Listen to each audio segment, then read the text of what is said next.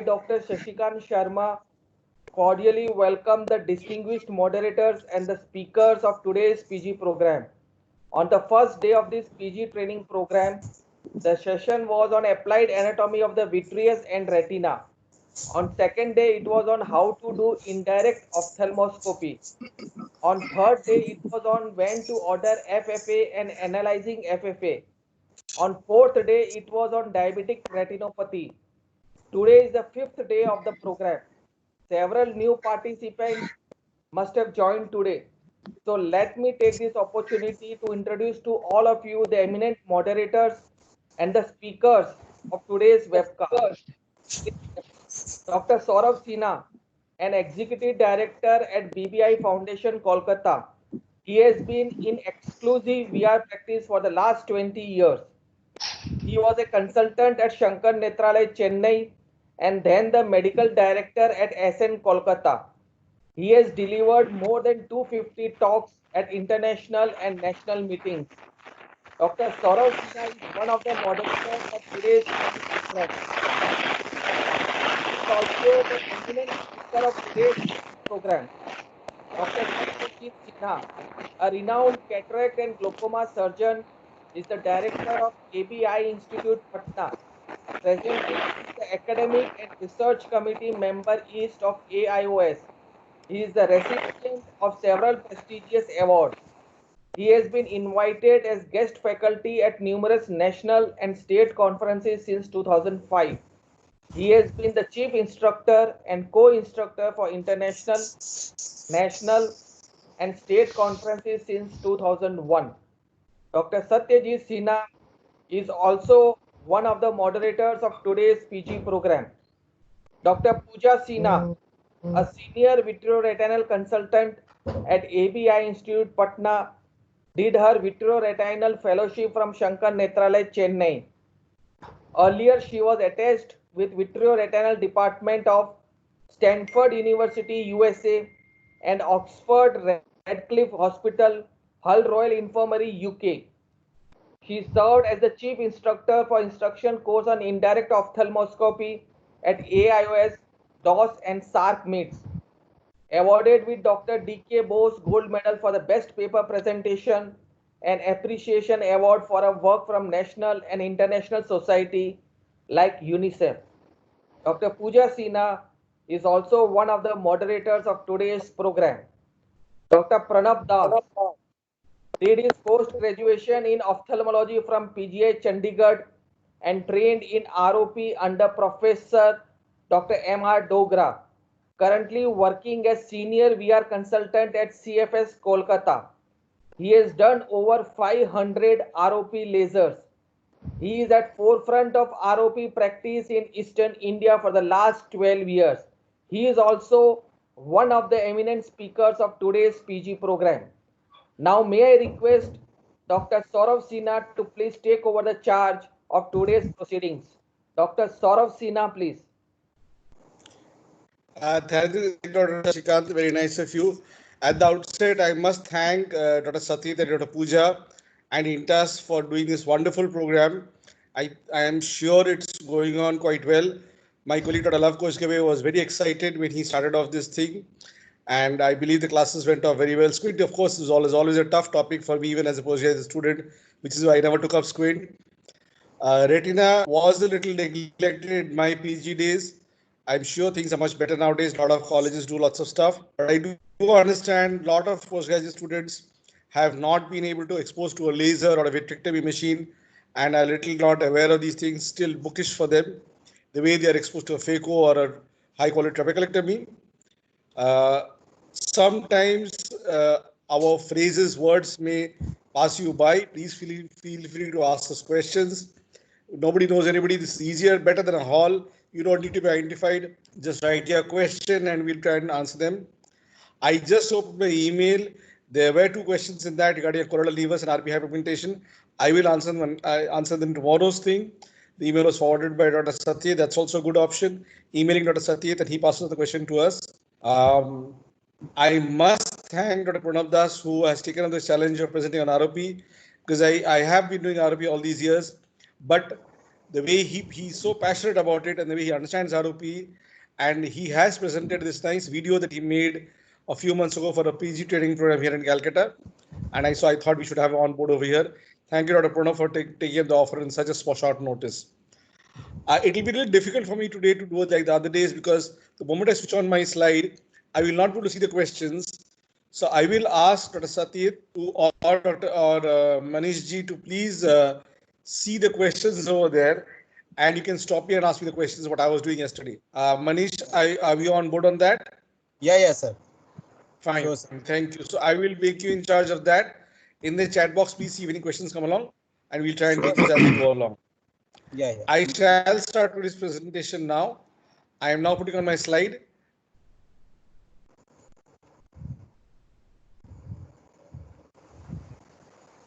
Is my slide shown, Manish ji?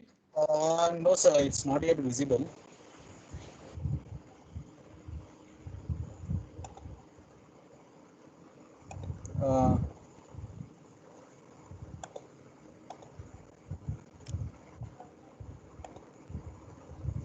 It's not yet visible. Not come through. Not come through.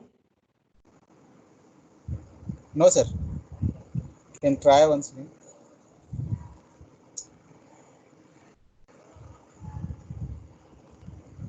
Now? Now, sir, it's there. You can make it in a slideshow mode. Yeah. Clear. It's clear now.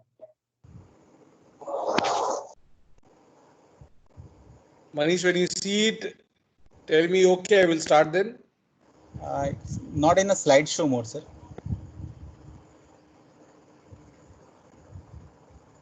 Now? Can we make it in a slideshow mode, sir? I've already done it on my computer. That's what I was saying. There's a lag period is there. Okay. It's on slideshow mode on my laptop right now. Full screen.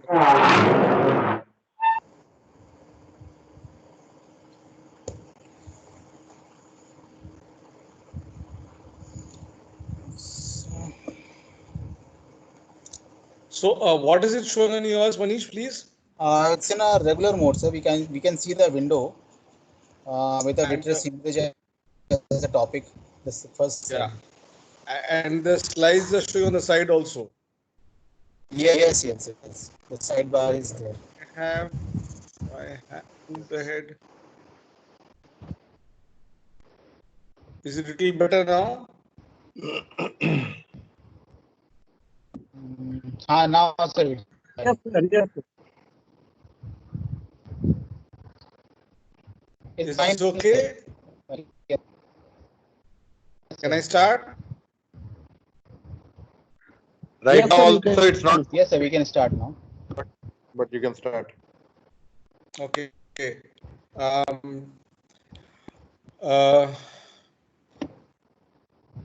What I will try on today's lecture is to define what vitreous hemorrhage is, to talk about the etiology, what are the mechanisms behind it, what are the causes of why it occurs, what happens to vitreous hemorrhage, that's the fate of vitreous hemorrhage, how does one evaluate it, and thereafter how does one manage it. I will apologize at the beginning itself because there will be some overlapping and some repetition among the slides. Some of these will seem that he just said that, he just showed the photograph. So just pardon me for that because this will happen in this presentation.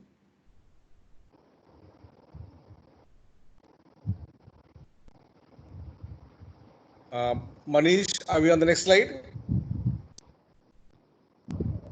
No, sir. It's the first slide.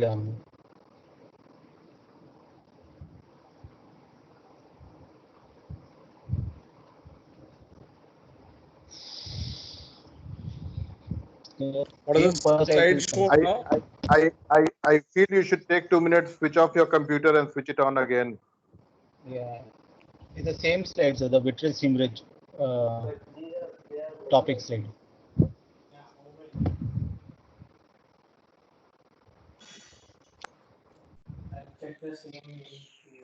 What does it show now? No, sir. We are still on page 1. No, sir. Second page has come. This is second slide. Yes, second slide has Today, come. it should अब आया. be.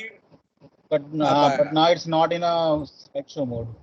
So I think we forget that. Let's keep it like this and let's go ahead at least. At least we can see it over here. Can we read it carefully? Can we read it clearly? Yes, sir. Yes, sir. It can be seen clearly. It is visible, sir. Now?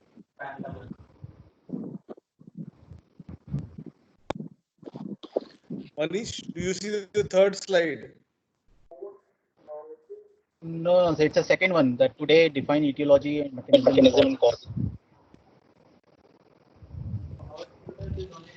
Second slide is visible.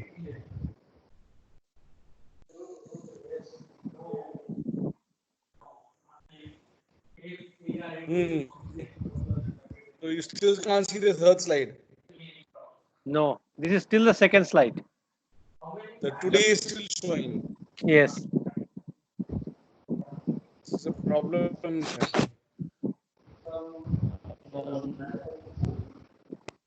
पूरा of करके फिर से join कर लीजिए, कोई बात नहीं है, हम लोग वेट करेंगे 3-4 minute. Sure, sure.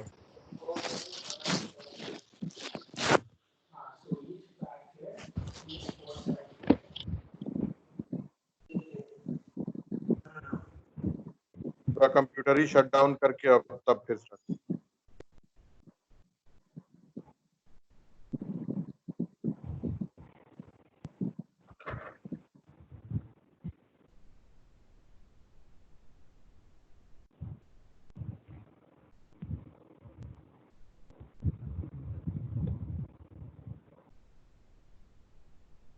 Let's do one thing. Pranab, you have your presentation ready? Yes. Dr. Pranab, Yes. Yes. Okay. can we just reverse the order? Can we start? No, not an issue. But is it shown now? No, What do sir. you No. see? What do you see now? No, sir, nothing is Blank visible. screen. Okay, Pranab, start please. Pranab, start please. Okay, sir. Thank you. अपना पूरा computer of करके on कर लें.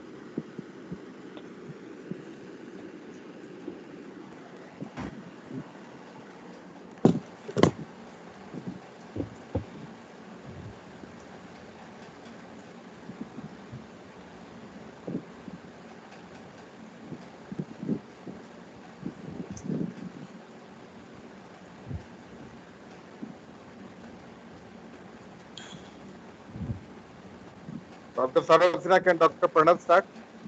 Yes, please, let him start. Dr. Pranab, please start Yes, your presentation. I'm starting.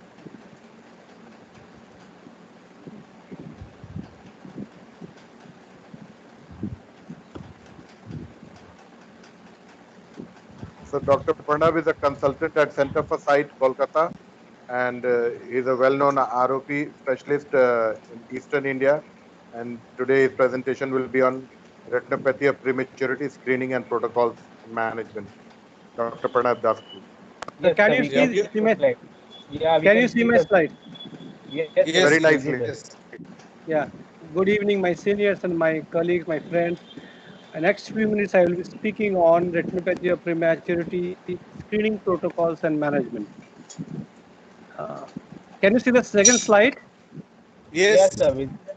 Yes. Yes, immediately. Condition was described by Terry in 1942 as the retrolental fibrillation. At that time, they thought it's some kind of growth behind the lens. But as the disease was, the pathophysiology of the disease was understood, the term was later changed to retinopathy of prematurity.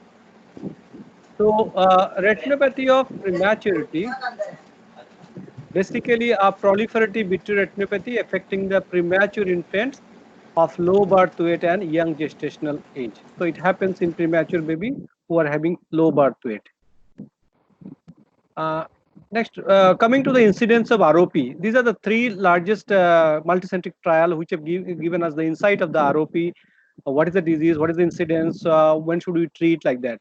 So if you look at the incidence of ROP, it's somewhere between 65 to 70% almost. So if you examine 100 babies, 65 to 70 babies will have some stage of ROP, but only a few, say 5 to 6% will require treatment. So we are actually trying to find out those 5 to 6% who require laser, and we have to treat those babies. Otherwise, there are high chances of these 4 to 5% babies going blind.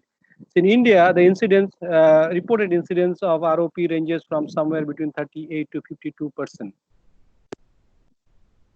Again, coming to the international classification of ROP, this has been very nicely described disease. This classification is given by the ICROP group in 1984. They have described the disease as per the zone of involvement, like zone 1 to 3, stage of disease 1 to 5, presence of absence of blast disease, clock hours of involvement. So here we can see they have divided the whole retina into 12 clock hours or 4 quadrants. So we have to say how many quadrant or how many clock hours the disease involved, and we need to understand the different terminologies here. The zone 1. Zone 1 is the central part of the retina. If you draw a circle centering the optic disc and the radius is twice the distance from the fovea to the disc, is the central zone or zone 1.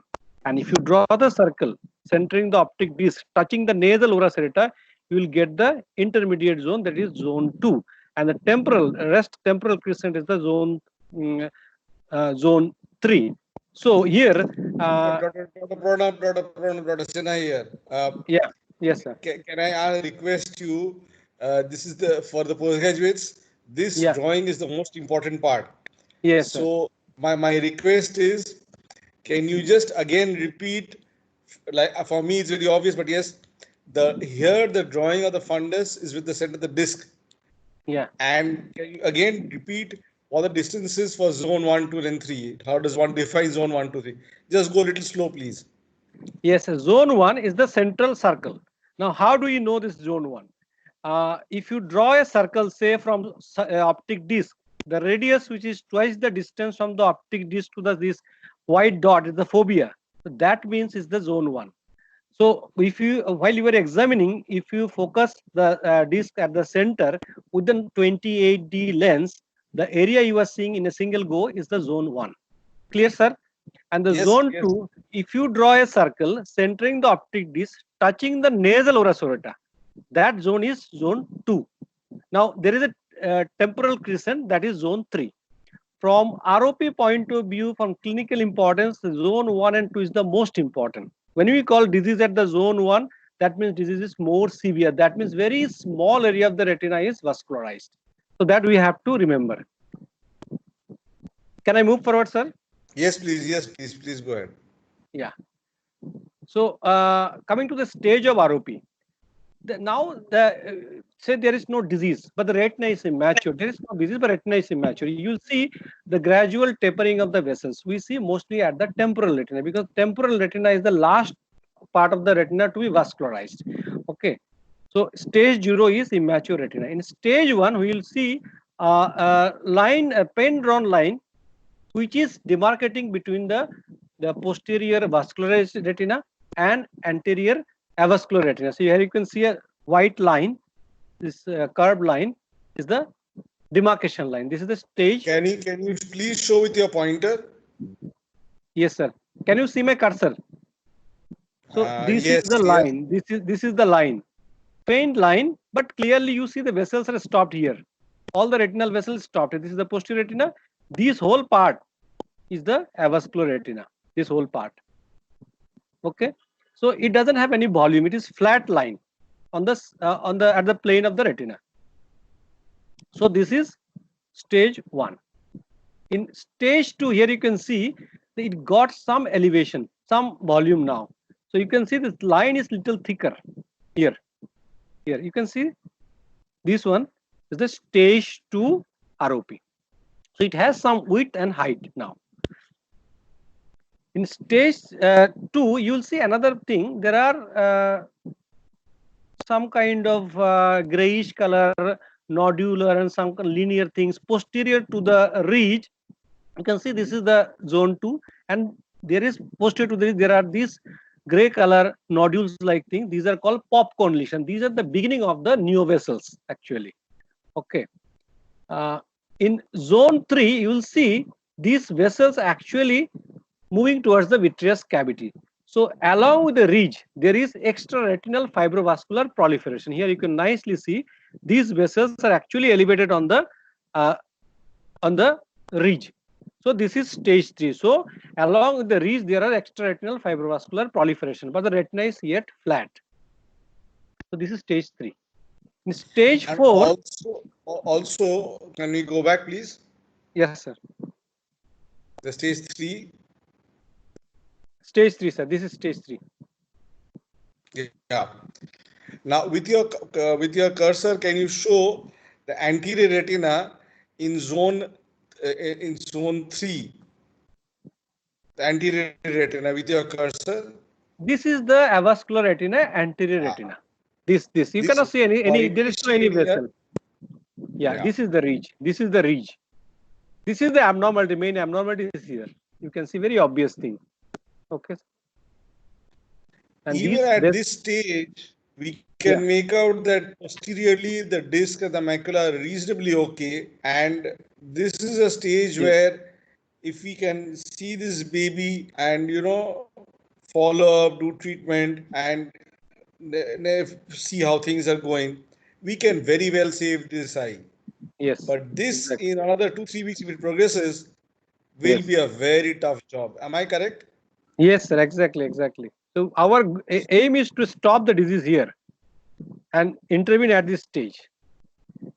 Right. Go ahead, please. Go ahead. In the next stage, the retina is detached. When the retina is partially detached, we call it stage 4. When the macula is attached, here you can see the macula. This is the macula. This is the temporal retina. This is the temporal retina. Here the retina is elevated. There is a partial retinal detachment 4A because the macula is attached. Here you can see this is the temporal retina. Macula is also detached, but the nasal retina is attached here. Nasal retina is attached. So this is called stage 4B. We don't want baby to reach at this stage. Dr. Pranab, in this stage 4B, this disease is in what zone then? No, it can be. See, here the avascular retina may be at the zone 2 or 3, but it is the retinal detachment. The vascular retina is detached here. Even if the retina is vascularized, the posterior pole is vascularized, that retina is detached. So, no point. So this is nearly zone 2 to zone 1 in stage 4B? Here you can see it is zone 2 posterior disease. Zone this white 2 posterior. Yeah, because nearly from, if you see in stage 4B, this photograph, the disc is there. If you see macula, then 2 disc diameter. So that where your cursor right now is, this is at the junction of zone 2 and go ahead. Yeah, this part is zone 2 posterior. We could say this. Fovea is somewhere here. Okay, so and the part of the fovea is also detached here. You can see this. So we are calling it as a stage 4B. Next slide, please. So here the retina is totally detached. That's a complete retinal detachment. So this is stage 5 ROP. So we don't want any baby to reach at this stage. Clear, sir? Yes. So the next most important thing is the presence or absence of Plaques disease, because we decide whether the baby will require laser or not primarily depend on whether the baby is having Plaques disease or not. What do we mean by Plaques disease? We mean if there is dilatation of vein and tortuosity of the artery. You can see these veins are dilated, arteries are tortuous. So at least 2 quadrant has to be involved with this. So we call it Plaques disease. Sometimes people is not dilated. This is called pupillary rigidity. That also a part of Plaques disease, and obviously vitreous haze. So this is the example of Plaques disease. In the left hand side photo, you can see all 4 quadrant is involved. In the right hand side, on the temporal 2 quadrant is involved with the Plaques disease. So there is recently this term is coined when the dilatation and tortuosity is not enough to call it as a Plaques disease, but neither normal, then it will be called as pre-Plaques disease. The implication is If you see a pre-PLAS disease, you have to examine the baby in short time, say 3 to 4 days or within 1 week. That is the importance of recognizing this pre-PLAS disease. Coming to the another variant of disease, this is aggressive posterior ROP. This is important as far as Indian scenario is concerned, because almost 30 to 40% of our babies are diagnosed with aggressive posterior ROP. Here, the peripheral disease is very ill defined. There is no line, no ridge, nothing.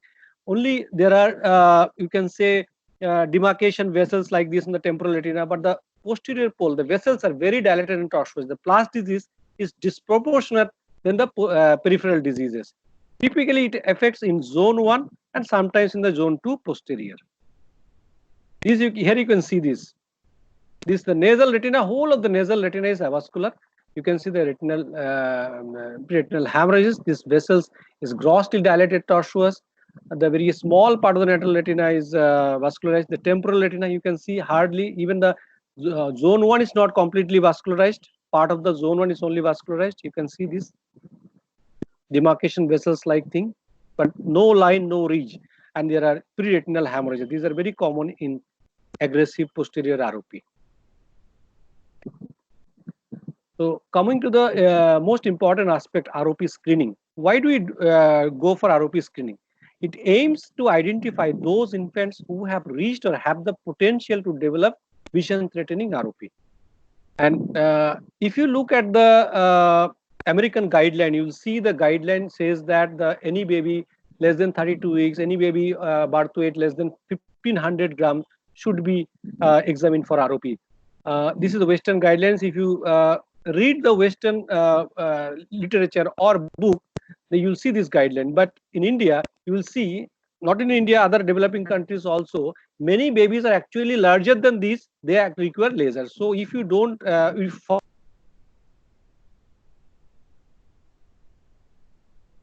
we should be screening babies who are less than 2000 grams. And gestational age at birth is less than 34 weeks. Or larger babies at the discretion of neonatologists. So these are the two main criteria, 2000 gram and 34 weeks. We have to remember these two figures. This is the national guideline. When the screening should be begin, we should screen at 3 to 4 weeks of birth. ROP hardly develops before 3 weeks, but we should never go beyond 4 weeks. So fast screening should be done at 3 to 4 weeks. Very small babies we can do at 2 to 3 weeks, but otherwise the first screening has to be done at day 30 of life or 4 weeks of life. How frequently examination should be done? It depends on what is the initial finding. It's a very small area of Dr. Pranab, sorry, Yes, sorry sir. to disturb. Can we go back, please? Previous slide, please. Yes, sir. Yes, sir. Now, for the postgraduates, sometimes it gets very confusing, gestational age, preterm, actual age. So from a very simple point of view, baby was born at 7.5 months, 8.5 months. Sometimes you'll have relatives calling you. You are a PG yourself. You're an ophthalmologist, and some friends call you. I'm the postgraduates. I'm telling you. So just ask date of birth, and say from date of birth at the 4th week, this should be ROP checkup. One part is to learn the definition, learn the classification, the exam point of view. 1500 grams, 2000 grams, 32 weeks, 28 weeks, all those numbers you need to know the exam point of view. But from practical point of view, while as a practicing ophthalmologist, even if you are not doing ROP screening yourself, or the center that you're working at does not do ROP screening, it is very important that if a pediatrician friend calls you or a relative calls you and has some idea about this, you should be able to say that if the birth weight is less than 2 kgs and a baby was born prematurely, speak to your pediatrician, speak to your neonatologist, and have the checkup exactly 1 month after birth. I think this, from the practical point of view, is I think the take-home message for us. Dr. Pranab, am I correct, or do you want to change anything what I've said? No, exactly. That's what I wanted to say. Many times we see even the ophthalmologist, the baby came to ophthalmologist said the baby is too small. Bring the baby once the baby is big enough. That is a very, I think, disastrous thing to do. We have seen babies who is coming at 5 months of age with stage 5 ROP blind baby, though the baby has attended the ophthalmologist at 4 weeks. So it is very important to examine. First examination should be done at 30 days or 4th week of birth. This should not be missed. Can I go for it, sir? Please go ahead. Please go ahead. Yes, sir. Yes, sir. So how long we should screen the baby? Suppose we have examined the baby on first time, and then we will decide whether the baby requires further examination or not. If you see the baby, the retina is wholly vascularized, no need to examine the baby again, or the baby has reached a stage where the laser is required, we do go for a laser. Now, how do we dilate these babies? We need to dilate, do pupillary dilation. Here we use tropicamide 0.5% with phenylephrine 2.5%. In a commercially available drop, there is 0.8% of tropicamide and 5% of phenylephrine. So if you dilute it to by 50%, adding tear substitutes, refresh tears, then it will come to this required concentration. We should never use the adult concentration of drug for the babies. And if you use cyclopentolar, we'll use it for laser. Here you will again dilute it to 0.5%. And atropine should never be used in babies. Where should examination be done? See, well, the babies are with the NICU or critical care unit, baby should be examined there. Once the baby has been discharged to the and has gone to home, they can be examined at neonatologist or ophthalmologist's office. Only thing, place should be warm enough and clean, and place should have basic resuscitation equipment. Examination procedure: the people should be dilated 30 minutes before examination, and they should receive feed and buffed an hour before the screening. At least half an hour of or half to 1 hour of NPO is required. Baby should be well clothed and wrapped.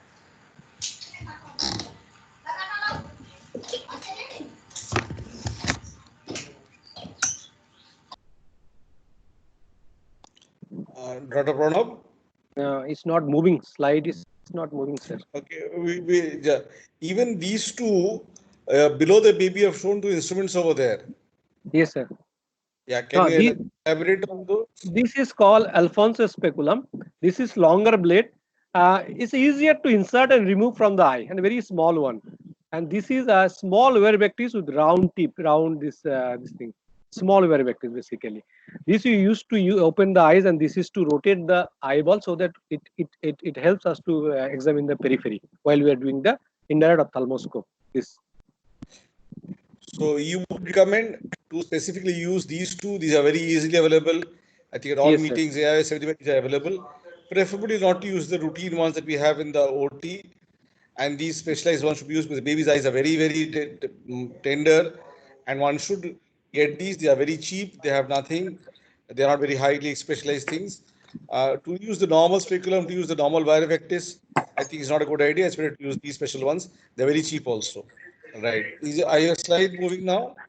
It's not moving, sir. I'm trying.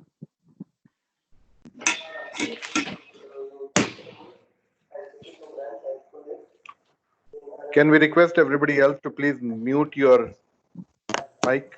Please mute your mic.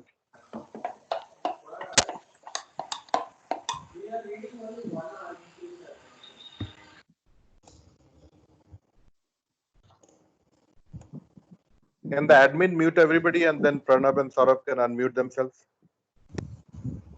Yes, I will mute all.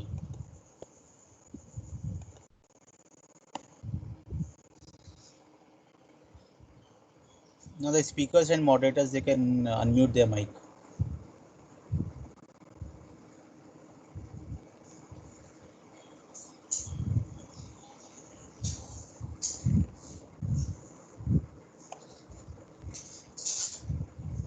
Dr. Saurabh, you were able to start your computer again?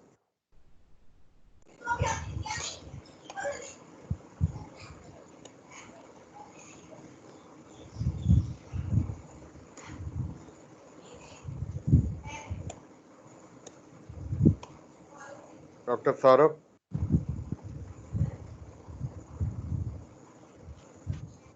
Yeah, Dr. Pranav slide is, yes sir, slides are visible. Dr. Pranav sir, can you unmute your mic?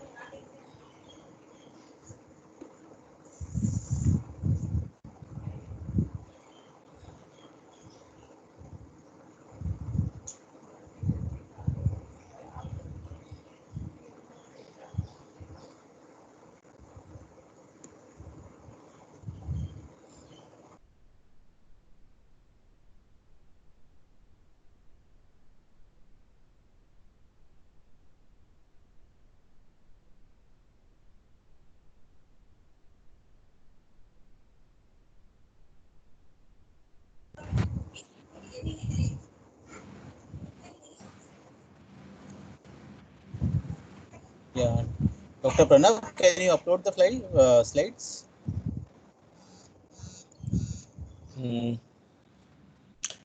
Even I got, I don't know what happened to all of you, but I got totally disconnected. Okay, sir. Okay, we were looking for you. Good, you're back. Dr. Sushma has again asked for YouTube link. Dr. Sushma, let me share with all the postgraduates, with the Microsoft Teams, they are not able to have a YouTube ongoing at the same time like in other presentations or a Facebook Live. But this meeting, once it finishes, it will be edited and a YouTube will be put, the link will be given to you. The previous 4 or 5 talks that we've had are all available on YouTube. You can contact Intas and Dr. Satyajit Sinha, isina@gmail for the connections. Yeah, we are back with Dr. Pranab. Fantastic. At least half the slide can be seen. So I have Yeah, can received you hear me a also? lot. Yes, Yes, Pranab, Pranav, we we can hear you. I have Okay. received a lot of requests from postgraduates for YouTube links. This Sunday, I'll be sitting and sending the YouTube links to everybody. So if you haven't received a reply from me, don't worry. I am going to send a reply to each and every postgraduate this coming Sunday. I was busy with a few other webinars, but this Sunday I'll reply to everybody. I'll send every postgraduate who has written to me on eyesinha@gmail.com. I'll send everybody a copy of the YouTube link right from day one, from the Squint classes to all the classes that will happen through this week. Dr. I Pranab. have I have a suggestion, Dr. Satyajit. Of course, that's a great work that you're doing. Why does Intas not on the starting of every chat of every meeting like today's at the end, beginning and at the end, not put all the YouTube links here in the chat box? They can do that here Sir, also. yeah, of course, sir. We are putting up the link of day wise, sir. Yeah, And like Manish yeah, has just now put. He's just now put. He's just now yeah, put. yeah. Day 4 link. Earlier days also we have uploaded in the chat, so we are getting the views. As I can see in the background that more than 125 people they have already viewed the day 1, day 2, and day 3 sessions. Yeah. Now, So I would yeah, also request Manish to coordinate with Dr. Satyajit and me day 4 and what class it was. So if somebody wants to know what was on day 4, the class over there, which is average, whatever, so they know they want to see it or not. Okay. Okay. Yeah. okay. Okay. We'll figure that out after the class. Dr. Pranab, can you continue? Yeah, yeah, yeah. Sorry. 1 second. Dr. Venkat has posted a question, sir. Can we have a class on B-scan, please? Dr. Venkat, since you said that, I have a few slides today on vitreous hemorrhage, RD, PVD, the simpler component ones. I will try and do that a little bit detail. Of course, I'm not going to talk about tumors and things, but simple vitreous hemorrhage, PVD, RD, I think I will try and cover today a little bit more in detail than what I had planned. I will try and answer those questions of yours, Dr. Venkat. I'm sorry, but Dr. Pranav, can we go ahead, please? Yeah, okay, sir.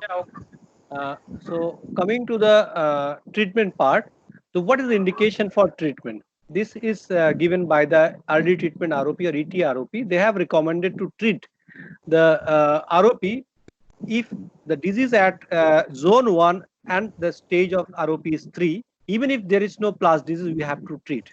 And any stage of ROP, say 1, 2, or 3 with plus disease, if the disease at zone 1, you have to treat. And if the disease at zone 2, only stage 2 and 3 has to be treated if there is a plus disease.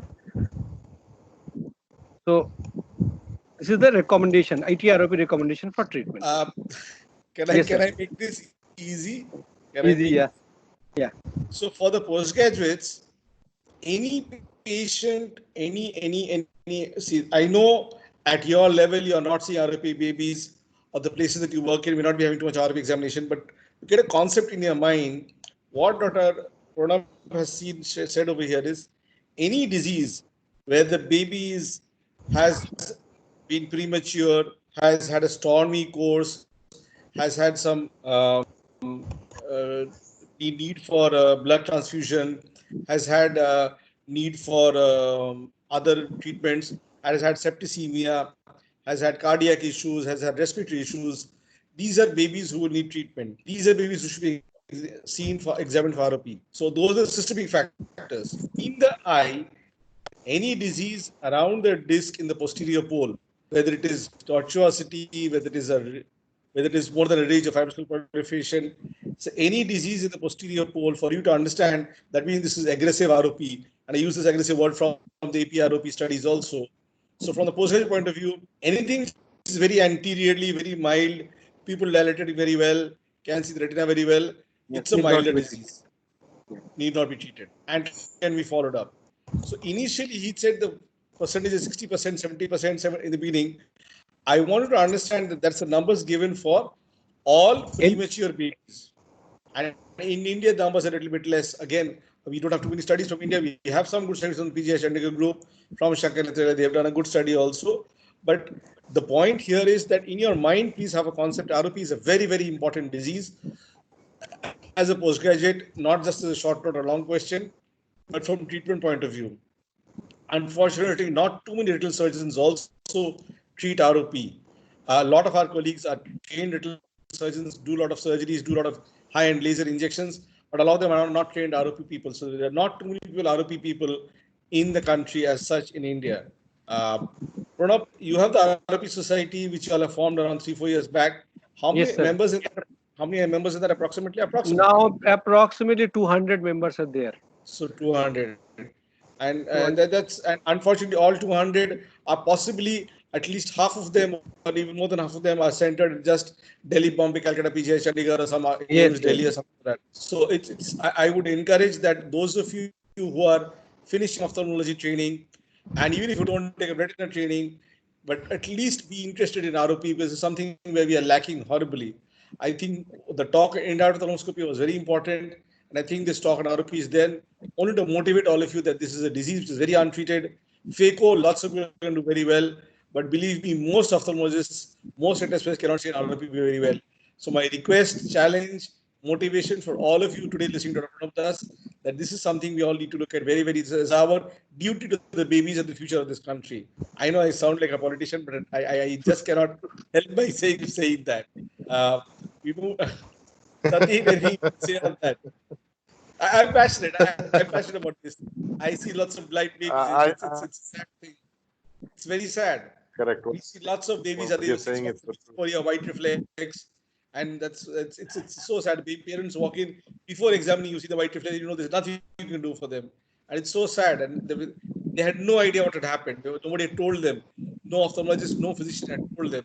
So I even tell people, my colleagues, that those of you who are ophthalmologists who don't do ROP, at least go to IIMA meetings, go to other meetings, and talk about ROP a lot. That's very important. Sati, any comment on that?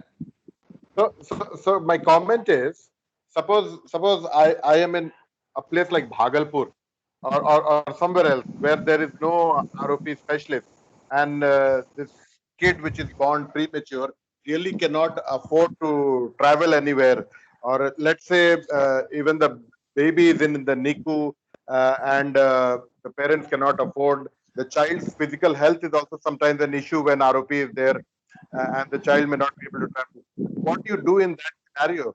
In cities and all, it's okay that the specialist goes to the NICU and sees the patient.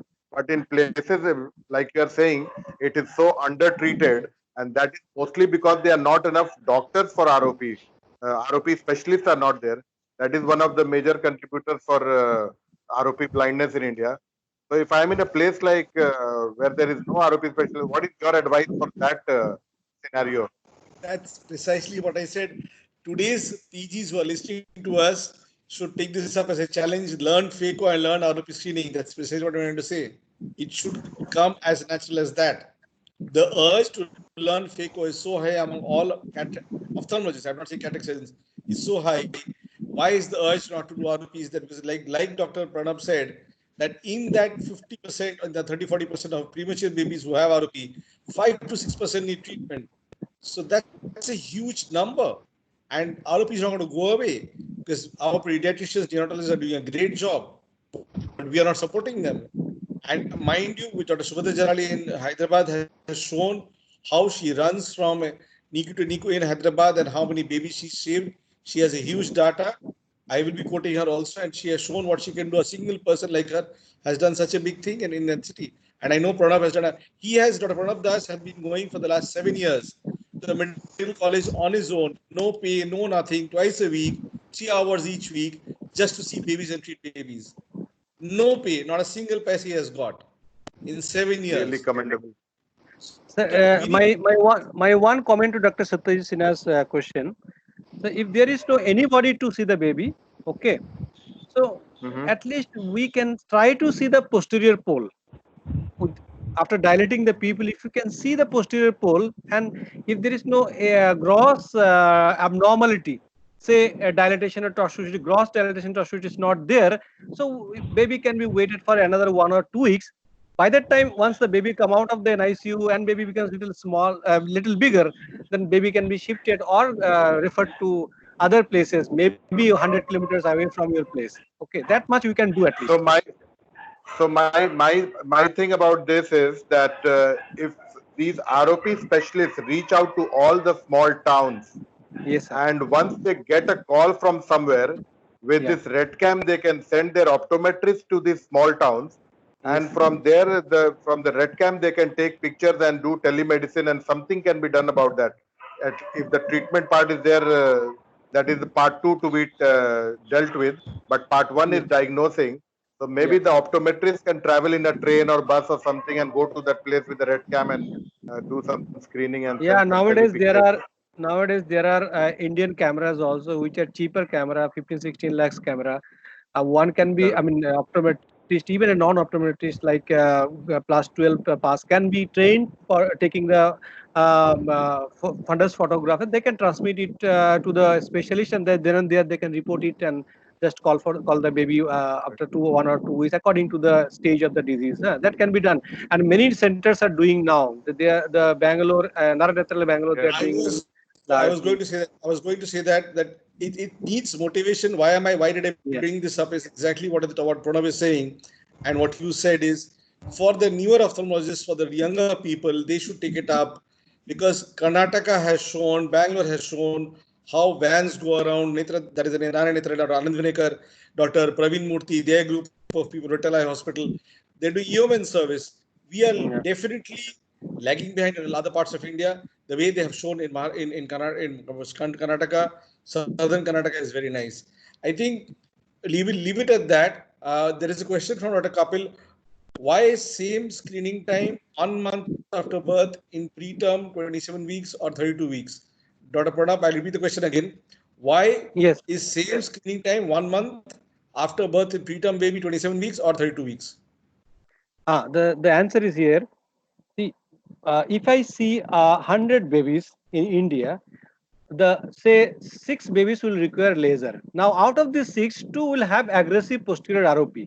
Now, the smaller the baby, say lesser than 1,000 grams, 1,200 grams, or up to 27 weeks, if the gestational age at birth less than 27 weeks, they are more prone to develop APROP, and they reaches the stage of requiring treatment at early stage. That means at 3 weeks of time. So we don't want to delay. If I miss the disease at 3 weeks, by the end of 4 weeks, the retina may have been elevated. There is already retinal detachment. So to detect those APROP babies who develop early in a smaller group of babies, those who are really sick, they say 27 weeks or lesser, 1200 gram or lesser, they can develop disease earlier, say at 2 to 3 weeks. So we should pick up the disease at this stage, and we should do laser or injection, whatever required, promptly. That is why this differentiation of this initial examination. Dr. Kapil, to make the answer easier, I agree with the logic you have gone forward that for every week there should be a different age that you should see it at. But please understand, the more you complicate the recommendations, the lesser they will follow rigidly. You'll miss patients in that. Yeah. So I agree that for 27 weeks, 29 weeks, 32 weeks, it should be different ages. One may be 28 days, one may be 32 days, one may be 27 days, and that is how we should have a titration. But the 30 days, 28, 4 weeks, 28 days sort of covers all these age groups. That's the answer also from a more practical point of view. I hope I've got my point, Dr. Kapil. Thank you. It's a very nice question. It's a very, very important question. Yeah. At least he's thinking about it. I'm so happy for Kapil and for all of us. Can we go ahead? You're already at 5:50. Yes, sir. Yes. So what are the treatment options? Laser photocoagulation, laser photoablation is the standard of care till today. And the other options are intravitreal anti-VEGF injections, cryotherapy, not done nowadays for only historical importance. And the baby who has reached beyond stage 4A, B or 5, they will require surgery or vitreoretinal surgery. So coming to the laser photoablation, it should be preferably done at NICU. We can use either diode laser or 532 laser, and we have to put confluent laser, each laser one touching other one. The need to laser whole of the avascular retina. The posterior vascular retina we should not laser. We should apply laser to only the avascular retina, that is anterior retina, which is not vascularized. In India, most of the laser is done under topical anesthesia, and after the procedure, we give topical steroid and antibiotic for 7 days. And little bit about the intravitreal anti-VEGF injections. This is done as a rescue therapy in severe epiROP, and in case of with the laser has failed, and before vitreoretinal surgery to reduce the vascularity. The limitations are, we don't know the long-term ocular and systemic side effect of the intravitreal injection. Sometimes, if there is vitreoretinal traction, it may be worsened with the injections. So here we use half to 1/3 of the adult dose. So the outcome here, almost 95% chance of regression in classical ROP and 75% chance in regression in epiROP. So the epiROP bears a poor prognosis. What are the adverse effects? Properly done laser doesn't have. I haven't came across any serious adverse effect. If it is not done properly, there may be cataract formation, there may be ocular ischemia, choroidal detachment, and glaucoma. Cryotherapy is the historical importance only. There are few cases you can see in the left-hand side top photograph. There are stage 3 ROP. The vessels are dilated tortuous. There are retinal hemorrhages. Here you can see the post-laser. The eye became quiet. The vessels dilatation tortuosity has gone. There is no retinal hemorrhages. We can see it at the temporal periphery. These are the laser scars. This is the epiROP zone 2 posterior, pre and post laser. This is severe epiROP. This managed to intravitreal injections followed by laser. So in conclusion, all babies with birth weight less than 2,000 grams and period of gestation less than 34 weeks should receive ROP screening. First screening should be done at 3 to 4 weeks after birth. Only diluted eye drops to be used for pupillary dilation. It is important to recognize ROP with the atypical features like epiROP, and laser with indirect ophthalmoscopy is the current standard of care. Thank you. Thank you, Dr. Pranab. I just had a small question. In these COVID times, when you have to do so much social distancing, etc., etc., the mother is holding the baby is crying. What are the special precautions that you would suggest to do ROP screening in these COVID times? The IROP, the Indian ROP group, has came with a guideline, little bit modified the national guideline. What they did, the the follow-up criteria has been changed a little bit, so that those babies are having, say, stage 2, can be examined. Initially we used to call it 1 to 2 weeks, now we are calling it 3 weeks. Those baby at borderline whether baby will require a laser, we are doing early laser so that baby did not to come again and again. And as far as the precaution during examination, they are asking for to put the anesthesia mask with oxygen during the examination, so that when the baby cries, there is no aerosol come out. Okay, and all other precautions are same. We have to wear the gloves, we have to wear the glass, as well as if it is possible visor, those things. Yeah. I have 3 questions here. I'll quickly main the question for Pranab. Yeah. Is the dose for anti-VEGF same for baby and adults? No, it's not. Half to 1/3 of adult dose has to be given. Correct. So intravitreal injection to be given in whom and laser whom, any criteria? Dr. Samiksha, I think the more aggressive the disease, the intravitreal injection, this is left to the treating surgeon, and I will not go through in this particular class how to follow up after laser treatment, Kapil. Normally when they do laser, they call back after 2-3 days again to see if any gaps are there, do a repeat laser, follow up very closely, maybe a week or 10 days later, depending on how much laser you had to do, what stage the disease was in, how was the other eye, did you do laser in one eye, the other eye did not need laser. So the follow-up is very close, a week, 2 weeks initially, and if you've not completed laser, third day maybe also. But topical drops to be suggested, dilating drops is no. Sushma, it's half dose. Threshold ROP is what is rush disease? What is threshold disease? Rush disease is the equivalent to post APROP. Yeah. So APROP is which topical steroid is recommended for babies and dosing? Dr. Sushma is a VR person, or is she a postgraduate? I think that's what story. Yeah, that's nice. I'm so proud. I'm so happy people are asking these questions. Very practical questions. Pranab, what steroid do you give the baby if necessary? What steroid?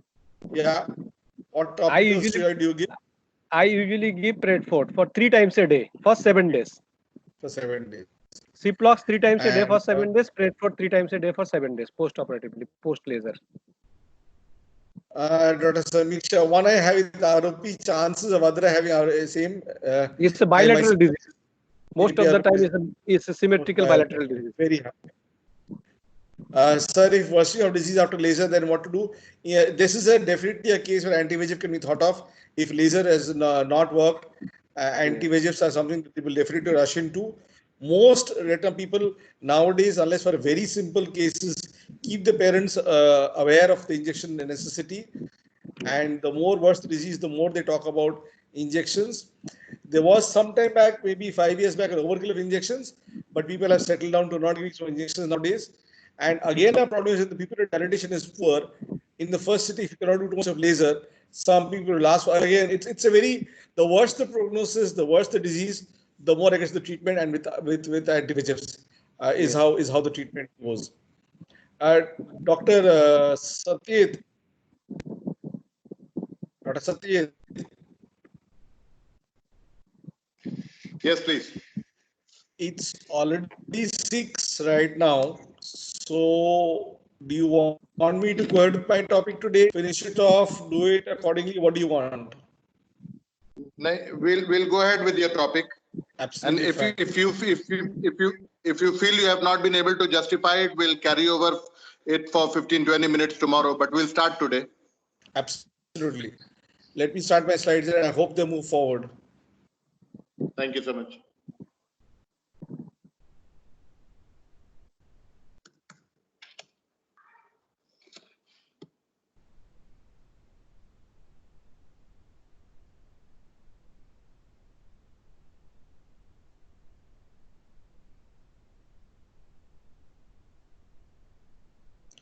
So when you see my slide, please tell me.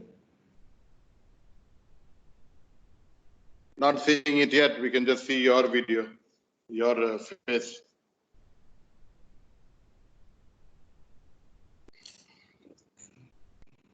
Now, to share the center portion, the center in the dashboard that you have, I just put a share there and then that's it, right?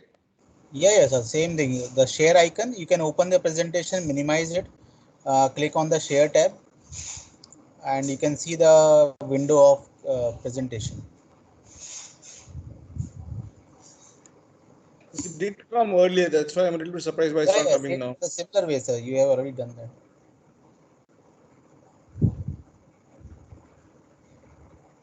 Can you all see it now? No, sir. It's not visible.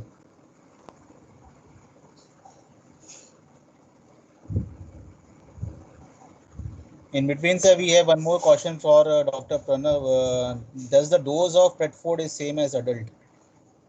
It's from Dr. Sharma.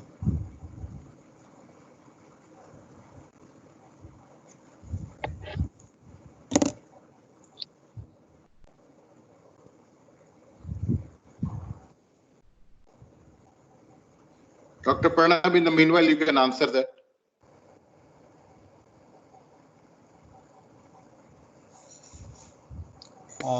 Dr. Pranav, you need to unmute your mic.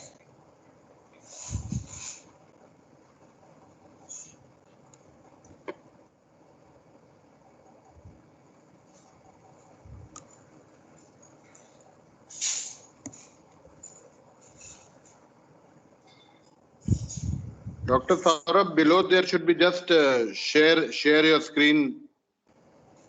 I have done that. It came earlier. I don't know what's coming now.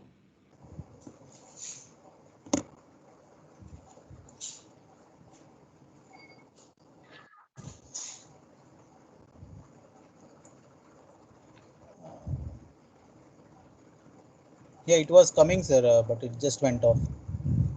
Now? No, sir, not visible.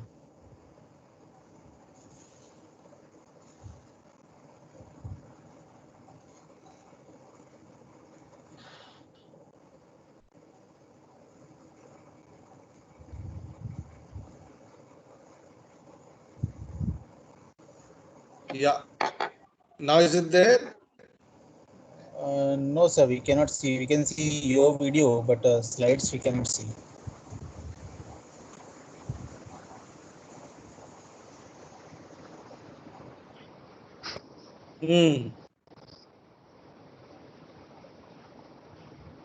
I think the system wants you only as a moderator. But I made a lot of effort for this. We are all very eagerly looking forward to hearing from you. Kuch aaya. Now your screen is there.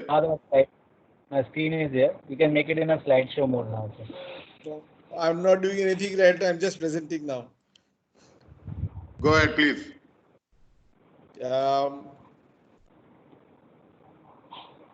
Manishi, when you see the next slide, say okay.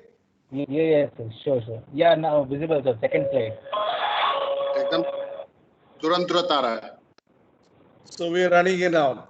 Okay, I'll try and go through, finish by 6:30 or 6:40.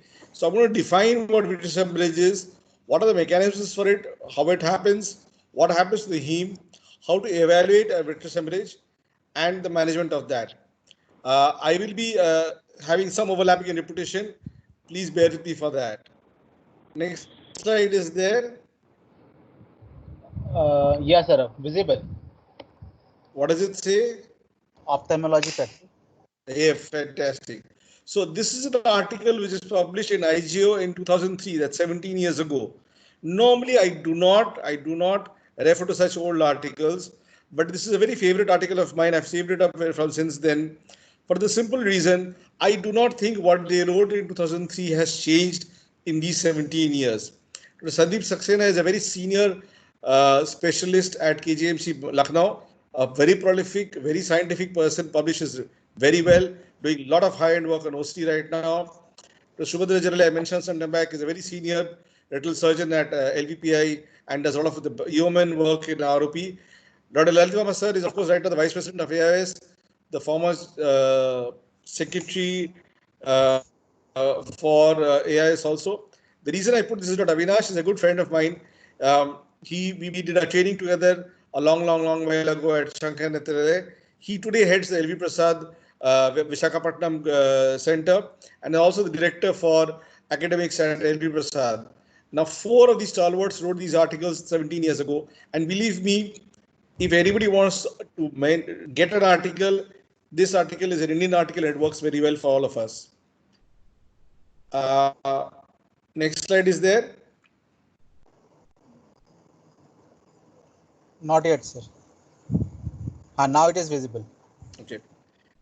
So to define the vitreous hemorrhage, I will, with my pointer, try and show that this on the ultrasound is the presence of blood in front of the internal membrane.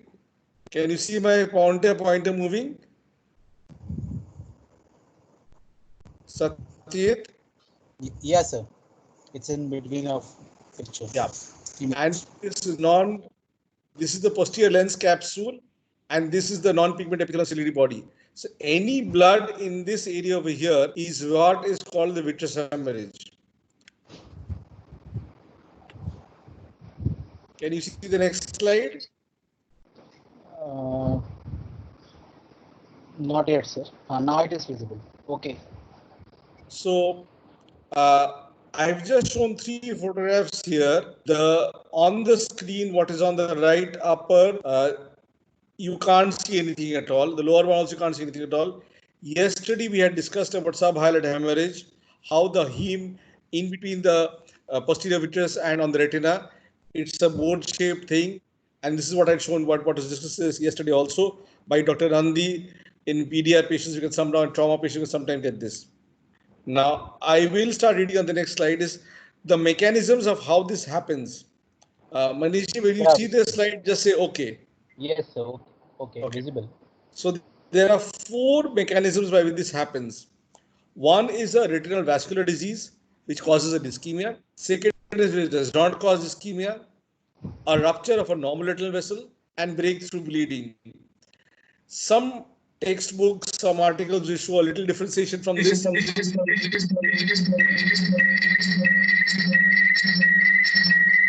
I will next move slide over here. We saw yesterday in diabetic retinopathy, the proliferative diabetic, the disc vessels. Is this a new slide now, Mr. Manish? No, sir. It's mechanism slide, and now it's visible. Pathologic mechanism. So yes.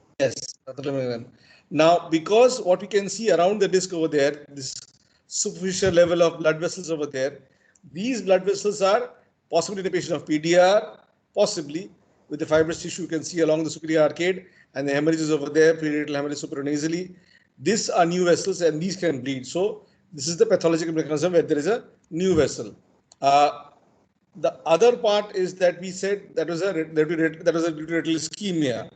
So the first definition of retinal ischemia, here it is extension of hemorrhage through retina from other sources. Yeah, visible. Have we come to this slide? Yes, sir. Visible. So this is probably a CNVM and hemorrhage. So there is no ischemia here. It's a different disease process. That blood has moved on to the retina over here. So this is causing a bleeding over here. Now you could also have rupture of a normal retinal vessel. Yes. Visible. So there is a tear over here, and the normal retinal blood vessels has got pulled also, and that can cause a vitreous hemorrhage. So my first photograph was of a PDR patient where ischemia had caused that. The second was extension of bleeding. This third is of a pulled tear of a normal retinal vessel. Especially the blood vessel which is bridging over the retina over there. The retina tears. When the blood vessel also tears, the blood leaks into the vitreous cavity. Yes, sir. Visible. Involved eye. Involved eye. I am now moving on to so I talked about 4 different mechanisms. Breakthrough hemorrhage I didn't show over here. The CNVM patient, or PCV, polypoidal choroidal vasculopathy, in those patients, when it breaks through from the subretinal space into the vitreous cavity, that is called a breakthrough bleeding. So there's a little rare in posterior, mainly in PCV, posterior choroidal vasculopathy, polypoidal choroidal vasculopathy. I made a mistake. Polypoidal choroidal vasculopathy and wet ARMD of the more aggressive types. Can you see my next slide, please, Manish? Yes, sir. Yes, common causes. Common causes. So we've been discussing about these ischemic changes like the PDR or the venous occlusions are the ones which cause proliferative retinopathies, where there is proliferation of the on the retina itself. So this could be due to vasculitis, Eales disease, or it could be post a BRVO or a CRVO. Very rarely sickle cell retinopathy. I have seen a few of them only, but one should keep your mind open for these. They can be present in a lot of bilaterally in a lot of our patients. More commonly, sometimes it can be a trauma, a blunt trauma to the eye. It can be PVD associated. Sometimes both happen together. Like I mentioned about retinal ARMD or a Terson syndrome, where there is also sometimes a compression of the chest injury. Valsalva, where this occurs when you lift a heavy weight, you have raised an intracranial pressure that causes change in the optic nerve sheath, and that causes again hydrostatic changes, increase again a venous occlusion, and that can cause a Valsalva retinopathy. Different mechanisms for these things. Most are hypothetical and can occur like this. Now I have moved on to my next slide, where I have shown age-wise. Can we see this slide? Children. Same slide. So it's common causes slide appearing. Now it's visible. So you can have children, young adults, and age. This is again just an arbitrary classification. Children, we saw it could be a ROP, which Dr. Pranav just talked about. It could be a trauma in children, birth trauma after vaginal delivery, and some very rare causes also there. Young adults, which is younger patients, 20-25-year-olds, it could be most common in India would be an Eales disease, or of course a PDR, coagulopathies. Trauma is again very common in our patients, blunt trauma in all of them. And in the elderly patient group, it's mainly those with posterior vitreous detachment with a little tear, PDR, and vascular occlusions. These are the more commoner things that we can think of. Trauma, of course, can happen at any age group. Once a vitreous hemorrhage has occurred, which whatever mechanism it was, however it occurred, doesn't matter whether it was a rupture of blood vessel, ischemia, or just a breakthrough bleeding. Once the blood has come, like anywhere else in the body where blood has happened, catabolism of the blood occurs, similar process over here, except for in the vitreous, there are some changes, some differences, because in the vitreous, there is a little difference. There's a rapid clot formation, and there's a very slow lysis of the fibrin, and there's extracellular lysis of the RBCs, and these RBCs can present for months on end, and there is a lack of early polymorphic nucleus response. Now, these changes, these differentiations can give rise to RBCs being there for months. Sometimes they come through the coming in the anterior chamber. You can have a glaucoma because the raised of the RBCs there, or you can have a ghost cell glaucoma where only the macrophages are there, and this can be a part of the vitreous hemorrhage also, rarely. I have moved on to the slide now. Can you see my next slide? Fades. Now it's visible, sir. No, my next slide is a pathology of blood catabolism.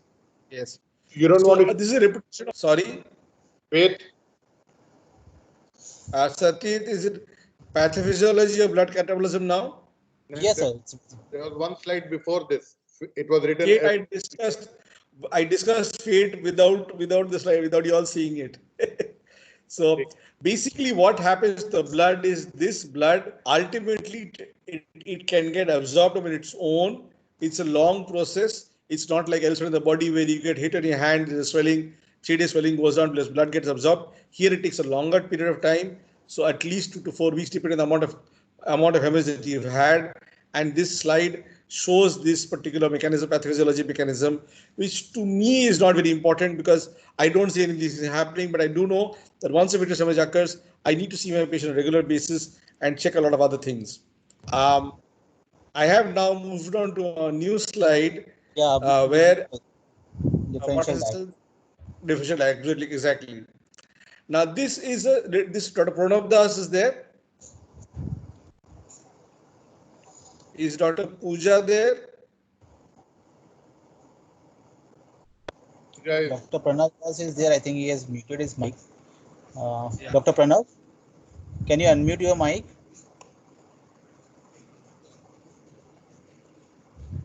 Or Pooja, any one of them? The reason I ask this is, even Dr. Satyajit, are you there? Yes, I'm here. I know most senior retina specialists, most retina specialists and senior ophthalmologists will, The point at fourth and fifth point, we'll see what has written nonsense, dense PCO, grade 4 nucleus. How can this differential diagnosis of vitreous hemorrhage? But believe me, a dense cataract, we do get references every once in a while, rarely of course, that vitreous hemorrhage is there, can't see properly, patient can't see very well. So this is rare.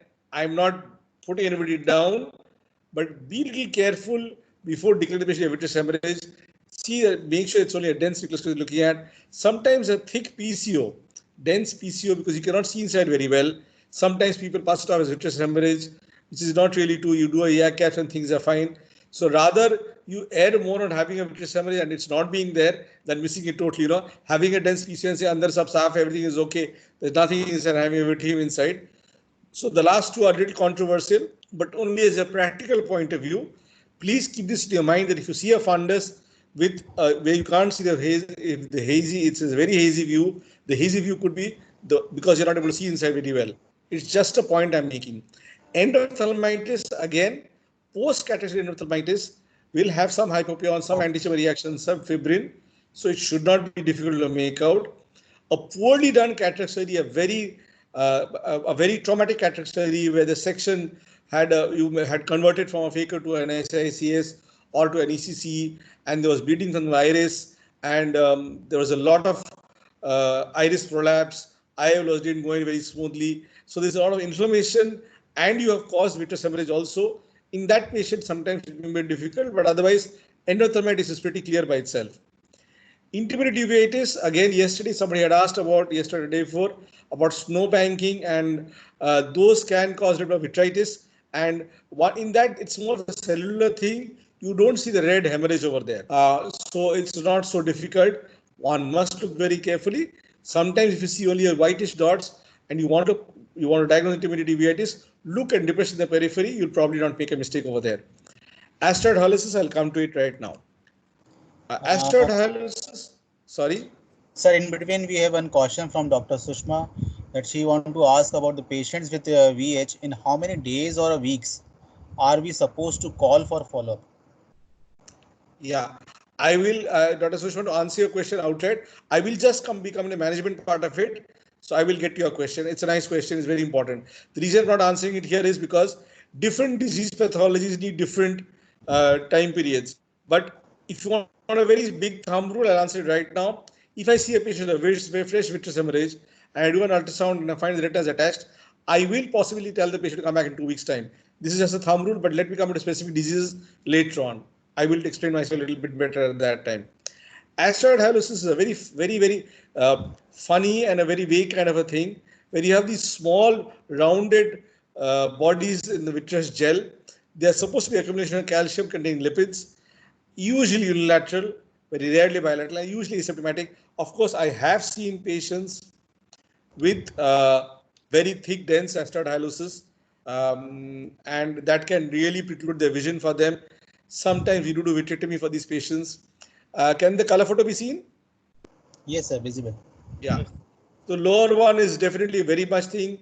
The upper one, because it's in the vitreous cavity, they don't really disturb the patient so much. These don't really look as floaters for these patients. So it depends on how much is there. Now, whenever I see a patient with vitreous hemorrhage, we'll ask, like what Dr. Sushma said, the history. If patient gave me history of flashes, then I am looking at probably a PVD, a retinal tear. These are patients I'll call back very early, maybe 5 days, 3 days, 7 days. But if I'm looking at a patient who tells me that I've had PDR in one eye, I've had some laser before, I have had some recurrence of bleeding before also, it went off on its own, other eye I can make out as well laser, diabetic. This patient I might come back in 3-4 weeks time. So I know there's laser inside. So I need to try and understand what is the pathophysiology, what are the reason for the blood, for the vitreous hemorrhage. The moment I cannot make out the cause of vitreous hemorrhage, whether it's PVD or retinal tear or maybe a trauma, I call the patient back earlier, maybe within 1 to 2 weeks. But I know for sure what is the cause, then I can call the patient. A patient may be a BRVO, old patient of mine, BRVO, had injections before, then had maybe a little devasculation, had some laser, sectoral laser. My notes are there with me, was fine. He says that he had some floaters 3 weeks ago, went down on its own. Now he's got total loss of vision. I know this is a patient who's bled from his BRVO, and I do an ultrasound, I see retina still attached. I'll probably call him in 3-4 weeks time, tell him head and elevated, and come back in 4 weeks time. So the duration changes depending on the disease process and how much you know about what the patient had, the duration of it. This is what this slide had. When I see a patient, I want to only know my first thing of vitreous hemorrhage is there a retinal detachment or not? A retinal detachment, if it is there with the vitreous hemorrhage, the management changes totally. This patient needs very early treatment, very early surgery, no calling back the patient again, immediately advising surgery. Any vitreous hemorrhage with a rhegmatogenous retinal detachment will need early treatment. Vitreous hemorrhage with a tractional detachment due to a branch vein occlusion or due to a proliferative retinopathy, those can wait for 2-3 weeks, for a month, depending on the systemic laser done, anti-VEGF injection done. You can play on, have some time to wait in those patients. But if you have a hypotony, and in those patients you need to be very, very careful. Raised IOP would probably give more chance of neovascular glaucoma. So there's vitreous hemorrhage also inside, or not any kind of glaucoma, ghost glaucoma, neovascular glaucoma. Look for those things very, very carefully. I have moved on one slide. Dr. Satyajit, can you see this slide with the color photo on the right side? Yes. Yes, sir. Visible, sir. Yeah. So, Dr. Satyajit, can you make out what's on the iris over there? You cannot see your slide properly. The images, the pixels are not this thing, but I don't know. Thank you. Yeah. Blood vessels on the iris? Exactly. So what I'm trying to say is that even if you have a patient with vitreous hemorrhage, look at the anterior segment, not just ultrasound, look at the anterior segment very carefully. Look for ebiosis, do an gonioscopy, look for the angles, look for the inflammation or not. These are associated features in some rarer diseases. So it's important, if you have a posterior segment finding, look at the anterior segment very carefully also. Don't just send the patient away. Check the IOP like I said before. An ultrasound, and Dr. Venkat, I'll try and go a little bit slow over here. In the vitreous cavity is mainly done, you will have to ask the patient to kinetically move the eye around, because you want to see what is the vitreous and retina, what is their association. This movement of the eye, asking the patient to move the eye up and down, sideways, continuously looking at the screen, looking at the eye, trying to find out where is the amount of blood is. So I have again moved the slide ahead. Yeah. What slide can you see now? Now is sub-highlight hemorrhage. Sub-highlight hemorrhage, excellent. So Dr. Venkat, I'm not asking only for you, others will get angry otherwise.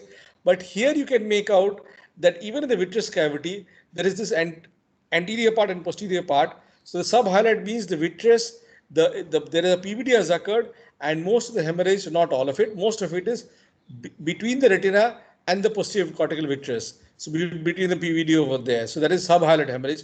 The color photo which you showed, the bow-shaped one, that breakthrough bleeding can probably looks like this. There will be, of course, some hemorrhage in the anterior part also. Sometimes you'll see a patient of diabetic retinopathy, PDR, where you'll see that from the disc there is a sheet, the whole from your lens behind to a certain part, it looks clear, then it's totally red. So that is probably a sub-highlight hemorrhage with very minimal or no vitreous hemorrhage as such. Now these two are vitreous hemorrhage. Can you make out now? Is the new slide? Manish sir? Yeah, vitreous hemorrhage, sir. Vitreous hemorrhage, yeah. So here again, you must move the eye around to see what association. In asteroid hyalosis, you will see just very bright, shiny dots, and at the posterior part of it, there'll be a gap between these dots and the retinal surface. There's always a lucid area over there. That area has no echoes as such. And when even when you decrease the gain, those will continue to be shine. So any vitreous hemorrhage, one must also look for. By chance, sometimes you can pick up a tear, or if you can look for any tumor mass also lesion. So in vitreous hemorrhage, you don't want to miss any like a tumor. Very, very important elderly patients. Those of us who are practicing retina can sometimes image the macula. You see other eye has drusen, you see other eye has large scar at the macula. You're thinking maybe it's a breakthrough hemorrhage. In that case, try and image the macula, and you can see a dome-shaped minimal elevation over there, which will give you a hint that it was a submacular hemorrhage, which also broke through vitreous hemorrhage. Like I Sir, said, we have one question from Dr. Nasim. yes, He's asking that why is subhyaloid hemorrhage boat shaped? gravity just goes down gravity because there is no space for it. It is stuck between the posterior cortical surface of the vitreous and the retina. So it's in that space over there. So because it's heavier, it just gravitates down inferiorly. That's all, nothing else. And so can we see the next slide? What does it show, Manishji? I'm sorry. It's a vitreous hemorrhage with total PVD. Correct. So Another thing he this wants to is ask us, why is there lucid area in asteroids? we'll come back. That's the disease nature itself, because these crystals, they do not stick to the retina. They are more in the vitreous cavity. That's why the lucid space is seen. That is how the disease is a disease in asteroid hyalosis, because they don't go and touch the retina.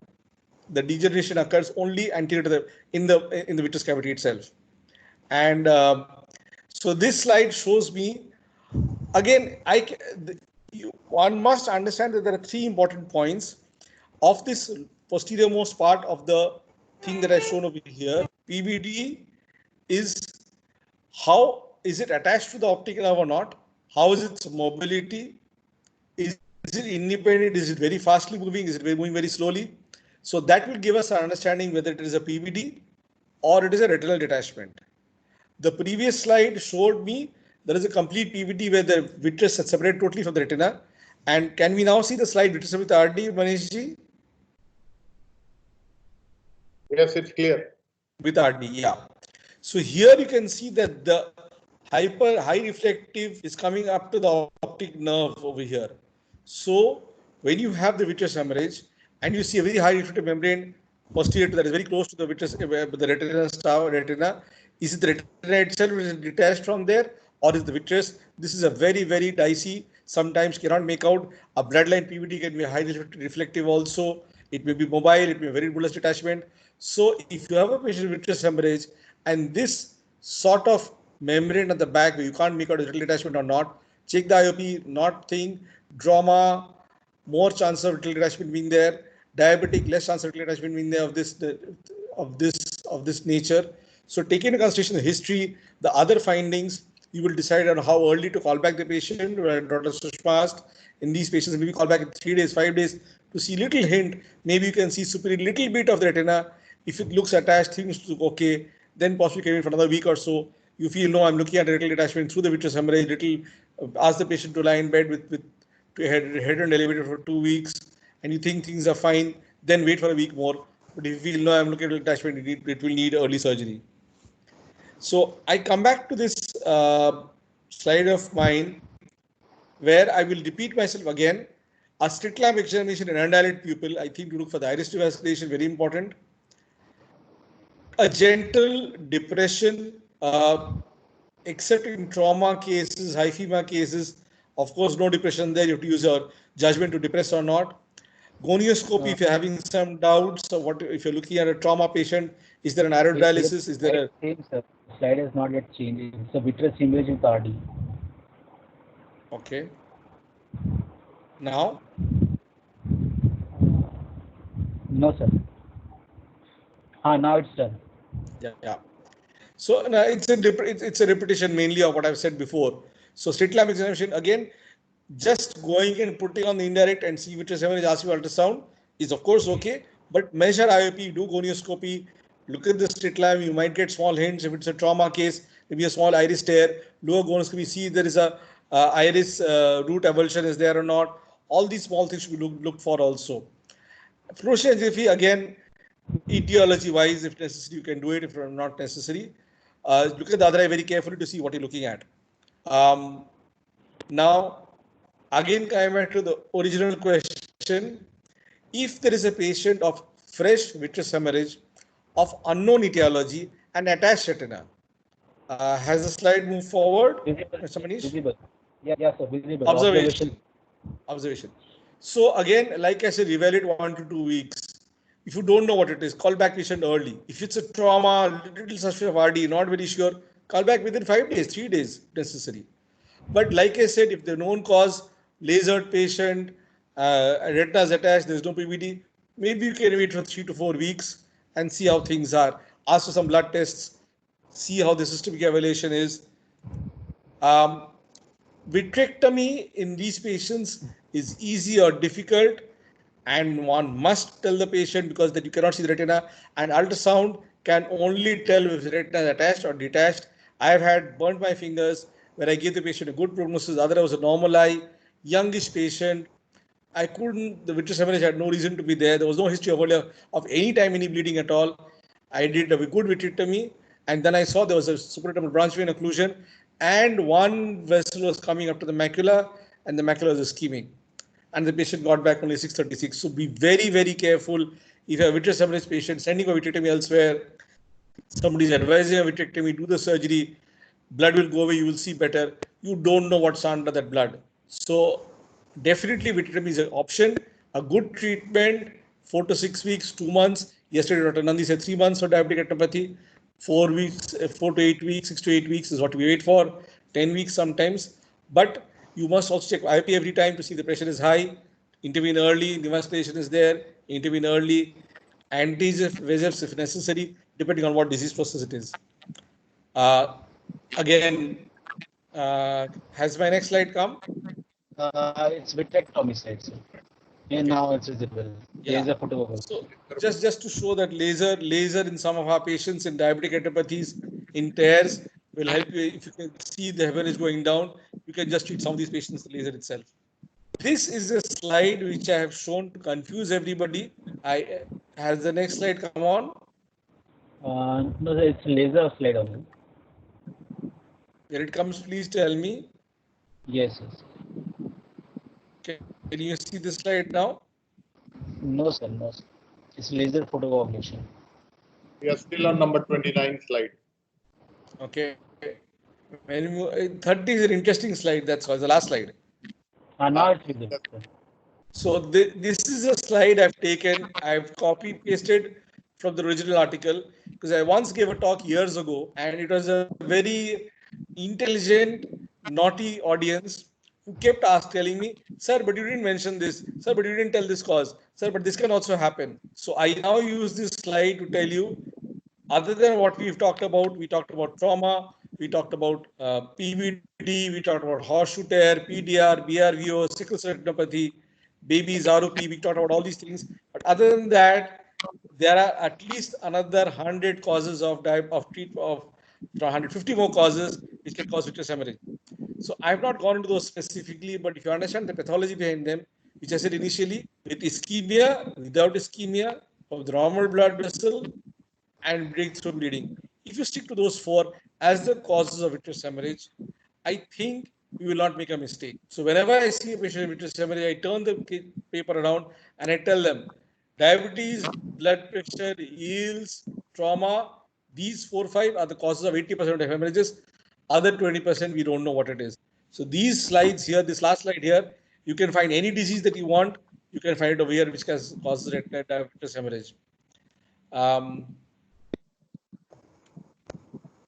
I hope I made some sense. Dr. Pranab, any comments? Actually, I missed your presentation, sir, largely because because of Microsoft Teams. Yeah, Satyajit, any comments?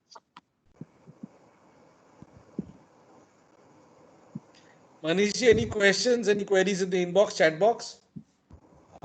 We gone through that, sir. In between, sir, we have one earlier question, one session on CNVM classes. The participants are asking on.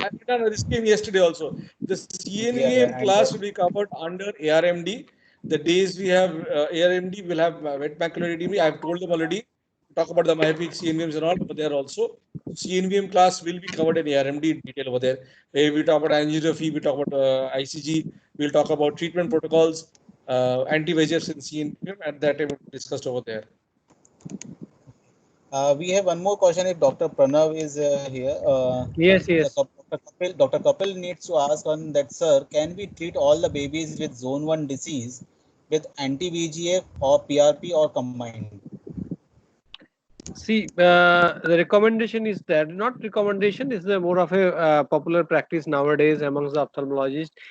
if the phobia is not vascularized, definitely you have to give injection first, then you have to do laser.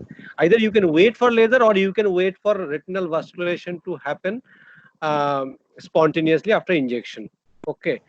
But if the whole part of the zone 1 is involved, you can go either way. You can give injection. Some will say the laser will suffice.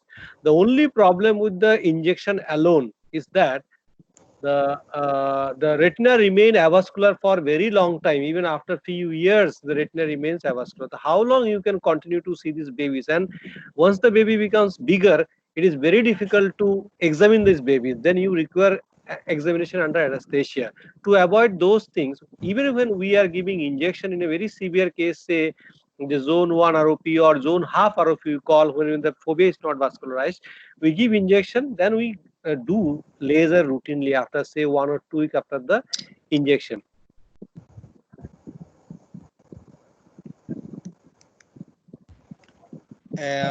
Okay, sir. Thank you. I must thank my associates at the Netralayam, Dr. Nandi, who already spoke, Dr. Rupak Biswas, Dr. Rupak Pal, and most of my photographs also from them also.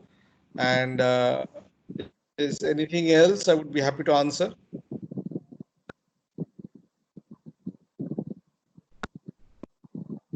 The participants can even unmute their mic and they can ask verbal questions also. Both the options are available.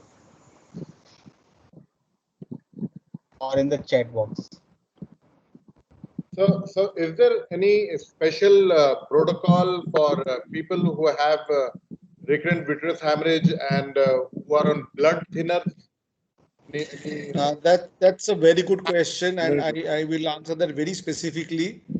No, nothing. A patient on clopidogrel or aspirin for any other particular disease process will continue taking them. I specifically write on my prescription, do not need to stop.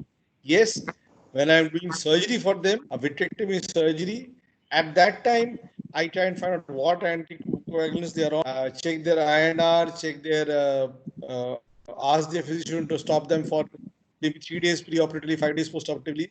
But there are studies also which say it doesn't need to be stopped. Most of us stop it. I'm not sure, Dr. Pranab, what is your protocol for clopidogrel for vitrectomy surgery? Sir, I'll always stop for 5 days at least. They say that clopidogrel you have to definitely stop. Aspirin may not be stopped even if you can do without stopping this. Yeah. So to answer your question, when the patient has vitreous hemorrhage, I do take the history, but in the follow-up period, we ask them not to stop their medications because in PDR or BRVO, those medications, the clotting mechanism is different elsewhere. It prevents clotting. It does not prevent. It does not cause hemorrhage in these patients here. But perioperatively, surgery-wise, during giving you a block, then that is where we are a little bit worried. So during surgery, we do stop them 3 or 5 days before and start them 3 or 5 days later, but not once the vitreous hemorrhage occurs. No, that is not necessary at that time. There's a question by Dr. Kritika. Sir, pH causes vitreous opacity in chronic stage. Yes. So vitreous hemorrhage, when it is fresh, is red in color. As the process, what I showed over there, fibrinolysis starts, as the phagocytosis starts, it changes its color and it becomes more of a from reddish to a grayish to a yellowish, and that's the chronic stage that we have. More of macrophage involvement over there, and nothing more than that. Shall we close for the day, Dr. Satyed? Yes, I think we are the question. Postgraduates have any question which come to your mind later in the day or when you're reading in the night, you can always write it down and Dr. Saurabh can answer it tomorrow before we start the session, tomorrow's presentation. Tomorrow we have a topic on Eales disease and posterior uveitis, and it will be presented by Dr. Rupak Roy from BBI Foundation, Kolkata. Dr. Saurabh Sinha will be moderating the session, and tomorrow Dr. Pooja Sinha will also be available. I'm very grateful to Dr. Pranab for giving his valuable time. No, thank you very much for giving me this opportunity. Thank you so much. We are very grateful to Dr. Saurabh for the presentation. And we had a request about B-scan. So we'll try, I'll discuss with Dr. Saurabh Sinha and we'll try to fit it in somewhere for a presentation on B-scan. If you have any more specific requests, you have the list of the presentations that we are going to make in Retina. If you have something else, you can write to me at eyesinha@gmail.com, eyesinha@gmail.com, and we will address it. I also want to inform all the attendees who are there, who are listening to me. Next week, to break the monotony of Retina, Saurabh Sinha doesn't like that statement. To break the monotony of glaucoma, Retina, we have glaucoma next week, and then again we will have Retina. So if you have any questions, you can again, the week next after that, you can ask questions on Retina. But next week, we have a very, very distinguished faculty lined up for you. The moderator of the session is Dr. Manish Sinha, Dr. Manish Singh from BBI Foundation. He is the head of glaucoma at BBI Foundation, and he has worked very hard in compiling all the faculty. I will tell you, when you see the faculty, you will know for yourself. There are teachers from PGI Chandigarh, from AIMS, from South, from Shankar Netralaya, and the glaucoma module has been lined up, and all the teachers who are taking classes in their own respective colleges for their postgraduates, you will have an opportunity to listen to them. So I request to tell you, your friends, as many as you can, to attend all the glaucoma classes for 2 weeks. So 1 week we will have, from Monday we will have glaucoma for the entire week. Then again we will have retina for 1 week. And then again we will have glaucoma for 1 week. And after that we will move on to different other subjects in ophthalmology.